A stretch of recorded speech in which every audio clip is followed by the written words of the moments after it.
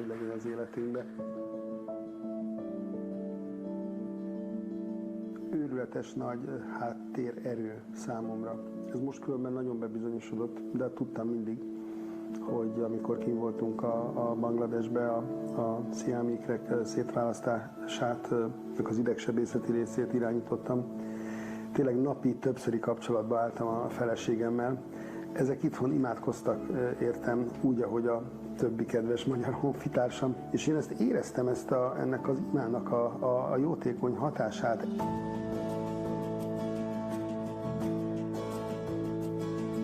Az egyik az úgy szépen jól van, a másik még azért ott, hogy mennyire ébredt még tudatára, az egyszerűen nem megítélhető. Egy jó szerető család inspirálja, serkenti az esetleg megfáradt, kiégett vagy embert. Tulajdonképpen az Isten szeretetét és dinamizáló erejét közvetíti a család. Ez a csodálatos benne.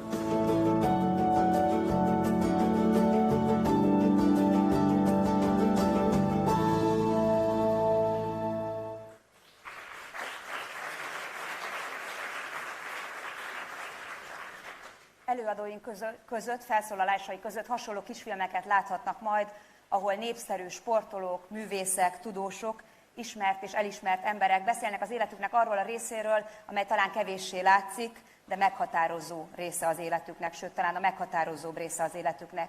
Egy-egy ilyen példa érhet annyit, mint egy családtámogatási eszköz. Ezért is köszönjük most Csókai professzor úrnak azt, hogy jelenlétével is megtisztelte a konferenciánkat, és azt is, hogy világszerte milliók izgulhatták és imádkozhatták végig azokat a műtéteket, amelyekkel Rabeját és Rukaját szétválasztották egymástól, és kívánjuk ezt a sok erőt továbbra is az előttetek álló feladatokhoz, ehhez a szolgálathoz is, és mindahhoz, ami még előttetek áll. Köszönjük szépen, professzor úr, hogy itt vagy ma velünk.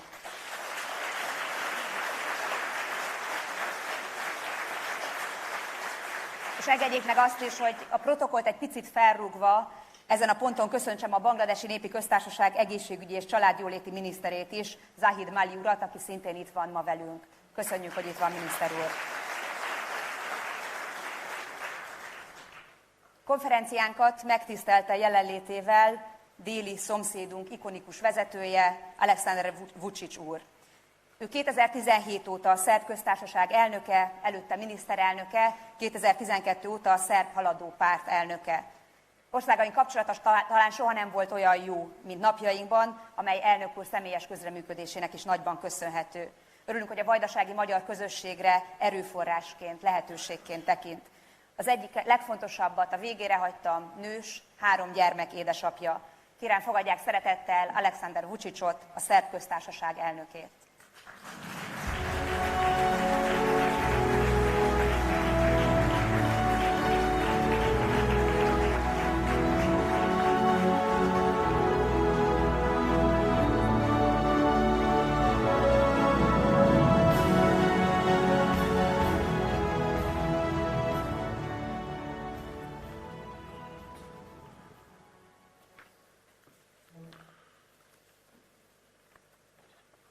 Distinguished guests, Prime Minister Orban, Prime Minister Babiš, Prime Minister Abbott, dear friends, ladies and gentlemen. I didn't deserve these wonderful words speaking about Serb-Hungarian relationship. It's Prime Minister Orban to be praised by all of us, and he deserves all rewards for the very best relationship that we have, at least in our contemporary history. Thank you, Prime Minister Orban, for your devoted work on Serb-Hungarian relationship, and will remain very faithful friends to you and to your country.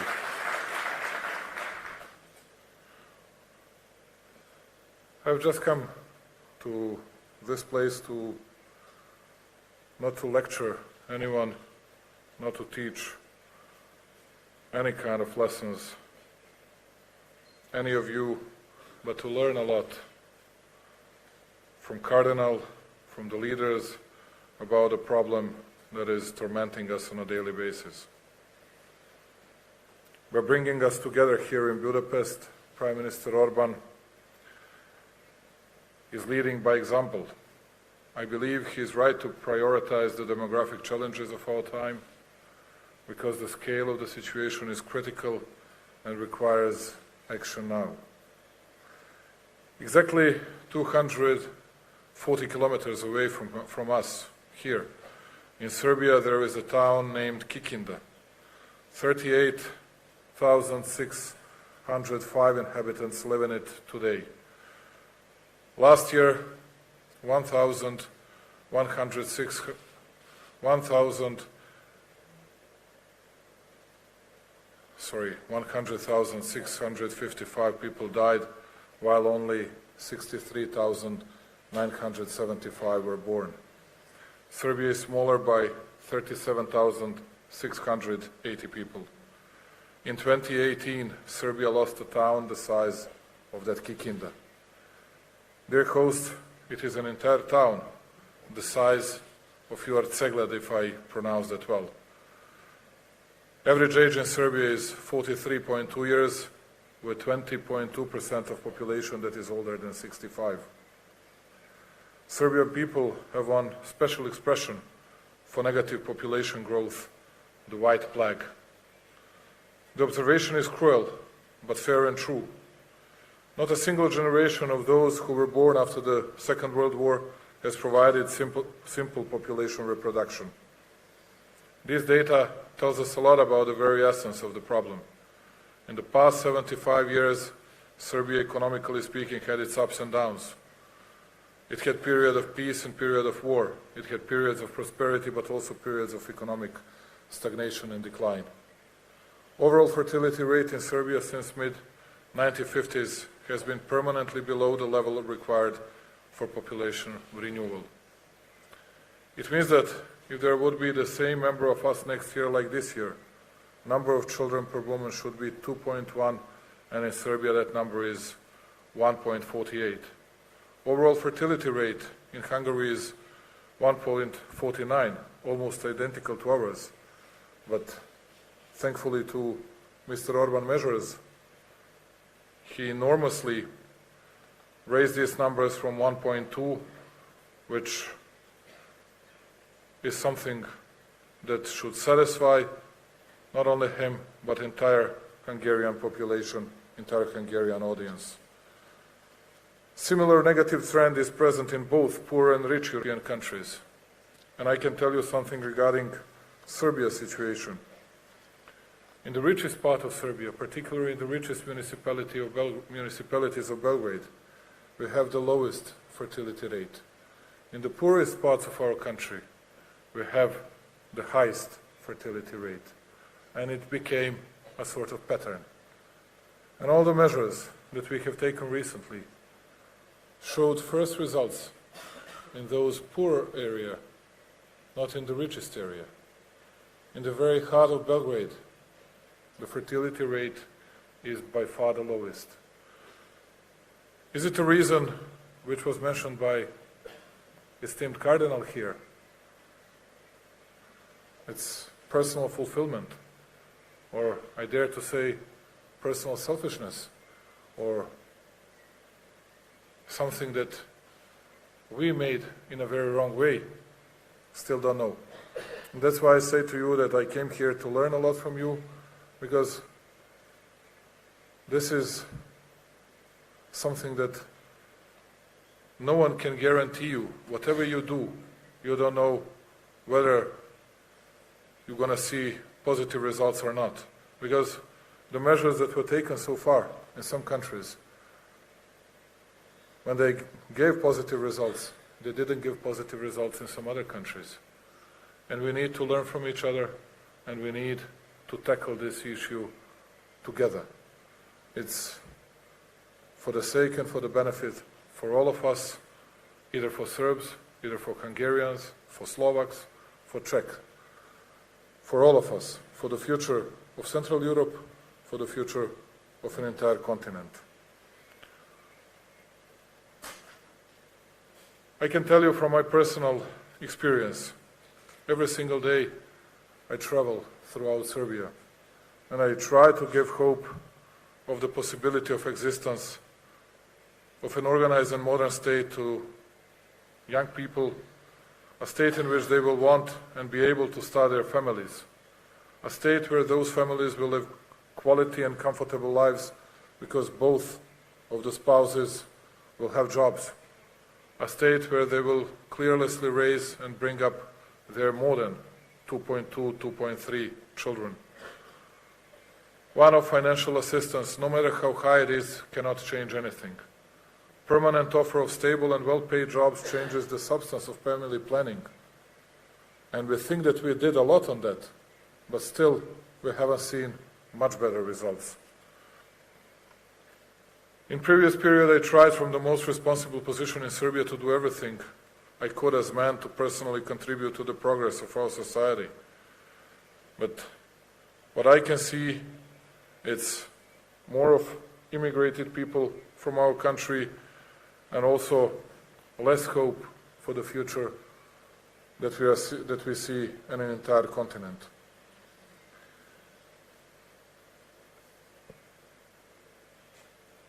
Four or 5 years ago, we started with difficult reforms because we were facing bankruptcy as a state. Now we have a very good growth rate. Last year we finished with 4.5% growth rate. At the same time, for the 4th year in a row, we have a surplus in our budget. An unemployment rate is at its lowest, 10.3%, which is not as good as your results, but it used to be 25.9 just 6 years ago. Just to compare with those results, I think that you can easily see great improvement that we made in the recent period. I can also boast ourselves of being one of the biggest construction sites today, and kilometers of highways are being built one after the other. We are building our very modern railway from Belgrade to Budapest. We're going to connect each other, but the problem is we started to finance, we started to incentivize, to subsidize maternity wards, mothers, families, everything, but still results are not very visible. Although today we have first very small results, this year is a bit better than the last year, but I cannot say that this became a pattern, this became a new regulation or something that we can put all our hopes on. The law on financial support to families with children adopted on July 2018 envisages increase of parental allowance for the first, second, third, and the fourth child. We almost tripled these incentives, and we see first small results in the poorest area of Serbia. I cannot confirm the same results in the richest parts of Serbia. Since we were not able to change the conscience of the middle class people, I'm not very optimistic. And that's another reason why I came here, to listen to you, dear friends, and to see what we can do together, what we can learn from each other, and how we should tackle this issue in the future. You know, we fought, I think that Serbia or Serbs were participating. We always say it was not our fault, but we participated in biggest number of wars in 20th century, and the territory was something that we were always focusing on. Now we shifted our focus from territorial issues to the issues of an ordinary people, to our survival. Literally, I mean it. And this is a problem of most European countries. In Serbia, like in Central European countries, there are similar negative demographic trends featured by several key characteristics: depopulation, aging, postponed birth, and migration. All of the above mentioned leaves a lot of space for our future cooperation in the field of demography in form of exchange of ideas, experience and good practice examples. I believe in joint cooperation and I expect that we will do many things in the area of incentivizing birth and family support. It is, or it has just become one of the key objectives for Serbia. As I said, in the first 7 months of 2019, 741 more babies were born, comparing with the same period last year, resulting in 2.1% increase. There is a slight growth in 2018 of total number of marriages, almost 1% comparing with the last year. A number of first marriages increased by 0.3%. But the problem is that average age of bridegroom is 34.2 and the bride 31.1. We lose a half and almost one generation comparing to some countries, let's say Muslim countries from Asia. And we cannot overcome it. There are no measures that can change these numbers. When it comes to education and employment of women who have children, slight positive changes have been visible in Serbia in the past few years. In 2018, each fourth woman who gave birth to a third child is a highly educated one. A decade ago, this was beyond imagination.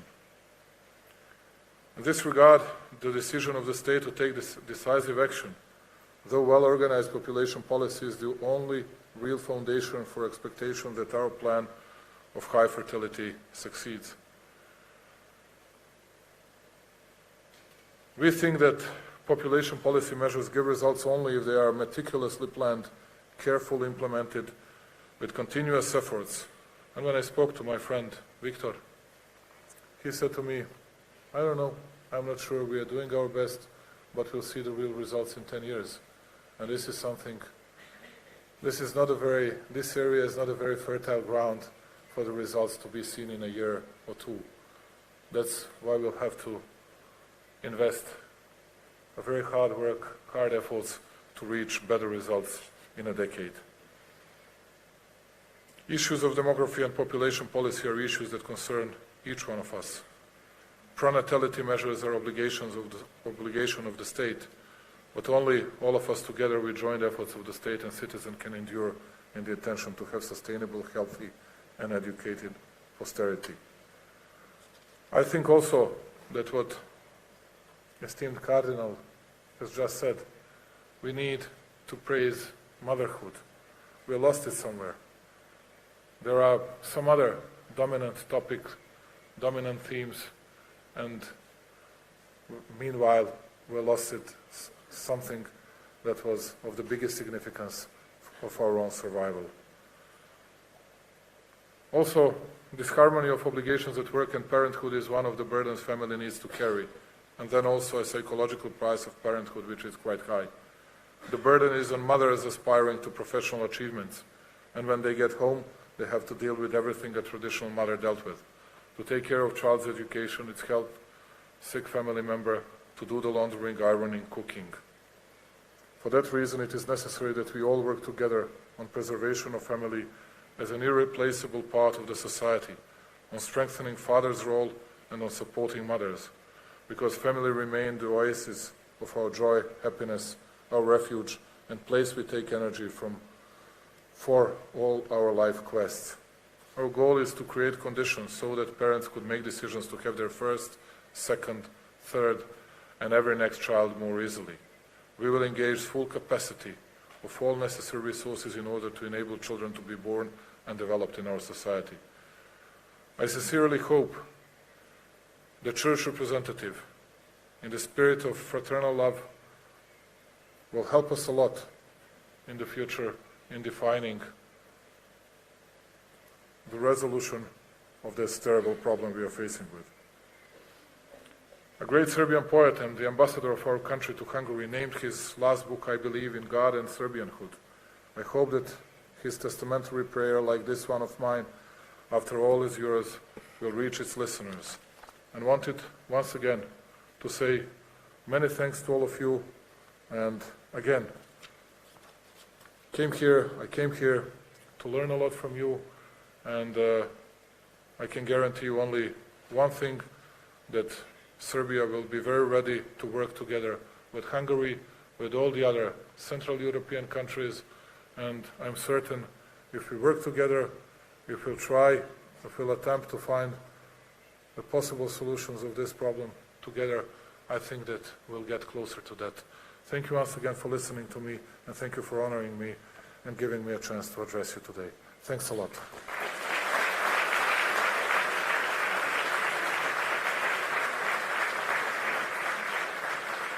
Család az azt jelenti, hogy mindig egy olyan